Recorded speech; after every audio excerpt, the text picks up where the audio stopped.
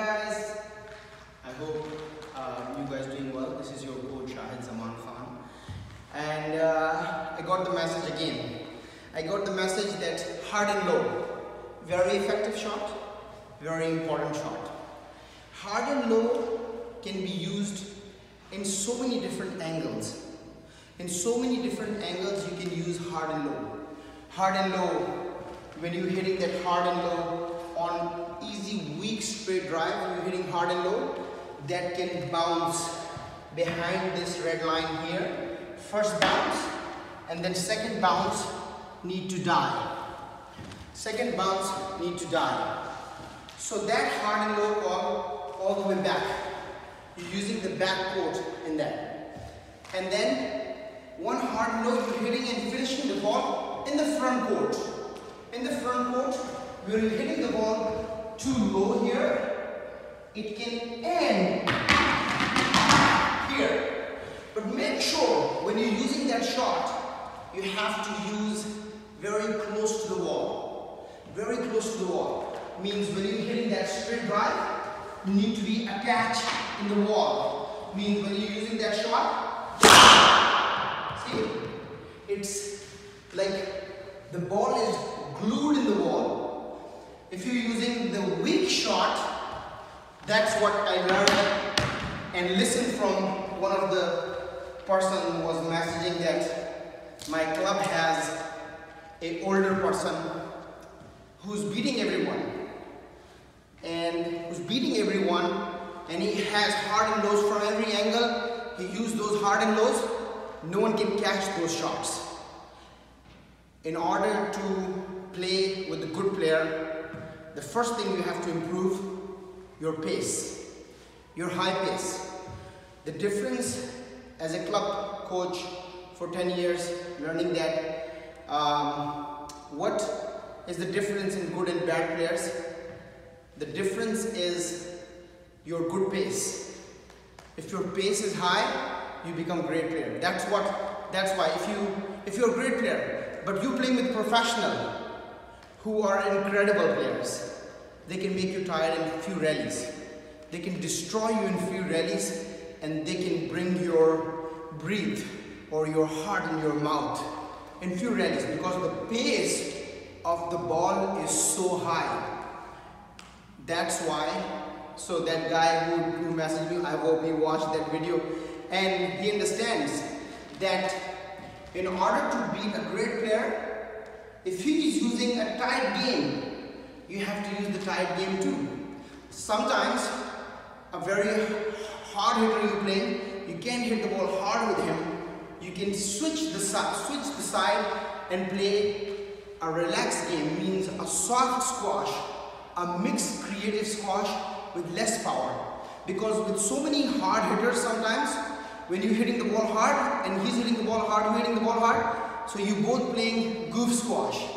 So you have to have the brain. You have to have the brain so you can change the pace of the game. If you think the player is hard hitter, he hits the ball too hard, so you have to bring your pace down. Sometimes when you do that, bring the pace down, your opponent forget what shot I'm going to use. But you have to stick with the rally. You have to retrieve his hard and lows and great shots. So I was talking about the hard and low. One hard and low, which I talked in the video before, that hard and low, you're doing the rallies, and make space and hitting that hard and low from behind this box. And one is when you are all the way back, you keep doing the rallies, keep doing the rallies till you're not getting the weak return. When you get the weak return, move back and then use that hard and low. When you have the perfection, it's going to take time to get the perfection. When you have that perfection, your shot is going to be glued in the wall and it's going to die in the back. It's a beautiful shot. And one, again, from the back area, you can still use the front court shot. Rally going on and suddenly you're going to aim very low over there. Very low. So can see that very close to the pin from the back here. When you're using that shot, you're going to use it very low. So you're going to aim very low from the back. When you're hitting that shot low here, it's going to end. By the time it's reached in this red line, it's going to die. So that shot is very effective. You can use that shot on the forehand side. I saw the players and I was doing that too. So many times, rather than hitting with the slices, you can use the slice in the front here. So racket goes up and using that slice. But make sure again, the ball needs to travel very close to the wall. When it's traveled very close to the wall, you're not going to be thinking this is your winner. It will be your winner. When you're using that shot too tight, your opponent tries to retrieve that ball and give you the shot in your mouth.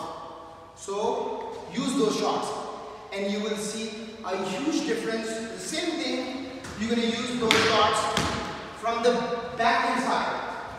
So backhand side again, the shot you are hitting very close here, it can end up dying before it reaches the red line. The swing goes up and down. Swing goes up and putting the swing down, hard and low. So here up and down. So it's a very effective shot from this area, and from that area, rally, quick turn. See? The ball's gonna die. Ball's gonna bounce here, and then ball's gonna die in the back. Same thing from the back. Same thing from the back. Keep the rally going. Keep the rally going till you get a weak return. As soon you get the weak return, hard and low. Sometimes, when you're using those shots, you're gonna wait. You're gonna be very patient. Why? Because if the game starts and you try to win that point, consistently hitting hard and lows, trying hard and low, that hard and low can be a problem. Because that hard and low can come in the middle and you're going to have trouble. So one thing, you have to get the perfection. Keep doing that practice so you can get the perfection. Perfection means that it needs to come very tight. If it's tight, it's for perfection. And the other thing is that you have to be patient, keep the rally going. In between the rallies, a good position and a nice swing. On the forehand side, you're going to a little bit flatter your swing. Little flatter your swing. When you flat your swing, point to that point. So when you're using that area over there, I'm going to show you in the middle what is the beauty of hitting the ball flat. When you're using that flat shot, basically using that flat shot on the straight drive, but I'm going to point that to explain you that when you're hitting that ball hard and low with the straight face of your racket, the ball will touch the front wall and then it travels straight rather than like this. See? Flat swing goes up. So it's no coming back from the back wall. There is no coming of that shot from the back wall. You can use that on the backhand side, but backhand side is a little harder because backhand side people are doing mostly slices. They slice, they move and they slice the ball. But on the forehand side, you have the ability, you have to go with the flat swing. See? So if your shot, it's just explanation, but if you're using that shot in the length and that's hard and low, other thing that's close in the wall, one thing that you're hitting hard and low and it don't travel like this. So it travels straight and hard and low. How hard it is when opponent is traveling from somewhere else and opponent reach, there is nothing to there is no space to, you can't work. There's no much space to work on them. So make sure when you play squash, that what we learned, that when you play squash, you have to play squash like a chess. You have to use your brain. When you're using your brain, you play great squash.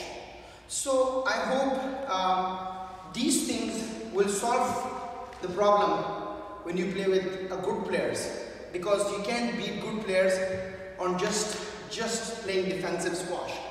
You have to be a fighter to keep the rallies going on with them till they don't give you a weak return. So these things will give you a high pace and it improves your level in the game. When you play with good players, this can be your winners. This can be, you will damaging so many people, they can't do anything, because if the ball is too tight, they can just retrieve and they can be more defensive with you rather than play aggressive squash. So when you play with aggressive squash, sometimes what they say is that when you play with a very good aggressive squash, you have to do the same thing what your opponent is doing with you. What your opponent is doing with you, you have to be doing the same thing with him. Again, I need to share this. I need to share this because I hope the youngsters will get a lot of benefit from this. A great Jamshed Khan, my uncle says, Yasin, Mo Yasin, who made him world champion. So I says, Uncle, Jamshed came out from the match and says, what you did with the opponent? Because Jamshed was a simple player with less strokes, but he was a retriever, so he can retrieve the ball, he can throw any drop shot, any nick, he can get the ball back. So uncle says, what you did with him in the court? So uncle, what I did with him, I was copying him in the court. Whatever he's doing with me, I was doing with him. Whatever he was making me move, I was making him move. So I hope, you know, these youngsters can learn from these little words, and that can be a great advice for them. May God bless you all. Respect your parents, older or younger. God bless you all. Thank you so much.